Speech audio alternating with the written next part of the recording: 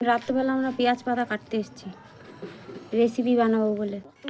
So hello friends, সবাই কেমন আছো? আশা করি ভালো আছো।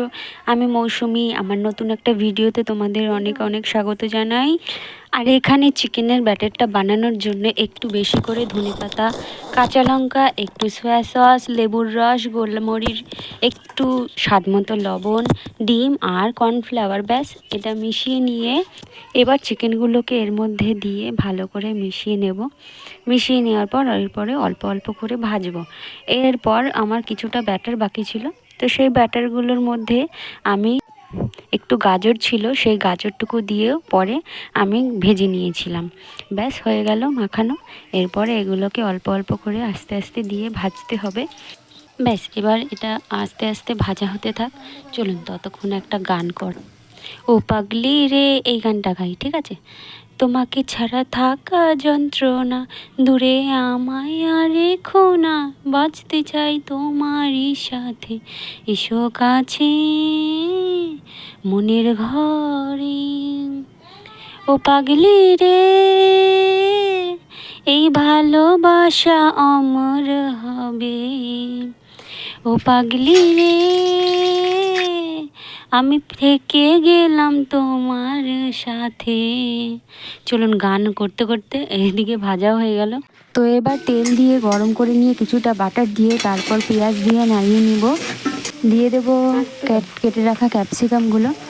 এরপর একে একে করে দিয়ে দেবো vinegar, soya sauce, green chilli sauce এবং টমেটো সস, এবং একটু চিনি অ্যাড করেছিলাম, একটু লবণও অ্যাড করেছিলাম স্বাদ মতো করে।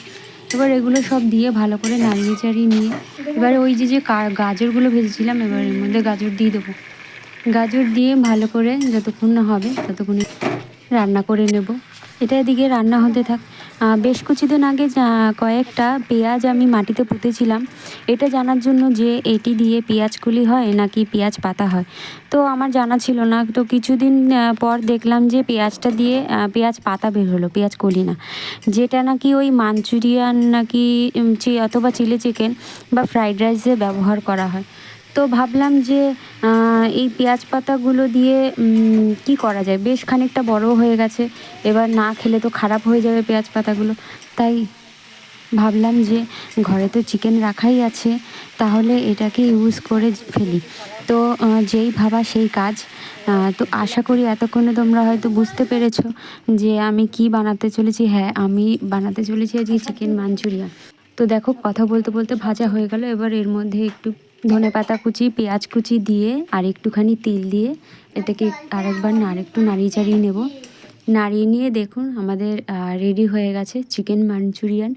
কতটা ডিলিশিয়াস হয়েছে দেখতে, আর কতটা জুসি টাইপের হয়েছে, আর এতটাই দেখতে সুন্দর হয়েছে।